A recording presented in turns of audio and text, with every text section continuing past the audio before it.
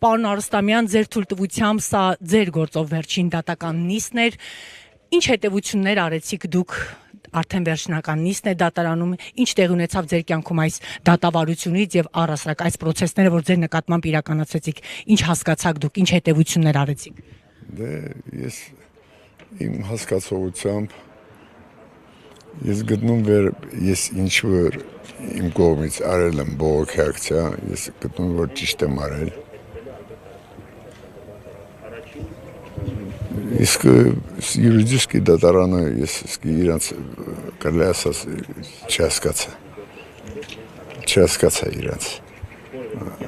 Ոչ մեկին չհասկացա, մենակ իմ փաստաբանից հասկացա։ Եվ իրան հետ համամիտում։ Ի վերջո ըստ ձեզ ինչ որոշում կկայացնի դատարանը, ինչ սպասելիքներ դուք ունեք, լսելով այսքան ժամանակ դատավարություն։ Չեմ կարող ասեմ, չգիտեմ ես։ Հերթական անգամ եթե տեսնեիք Փաշինյանին, այսքան դատավարությունից հետո, այսքան ձեր ապրումներից հետո, ձեր ընտանիքի նկատմամբ այն դրսևորումները, որ տեղ ունեցավ Քանաքեր-Զեյթուն վարչական շրջանում, եկան ձեր ընտանիքի անդամներին ժամերով ոստիկանություն պահելով ձեզ այսօր հասցնելով դատարան դատավարությունից, եթե հերթական անգամ տեսնեիք Փաշինյանին, ինչ կանեիք, կկրկնեիք նույնը։ Այո,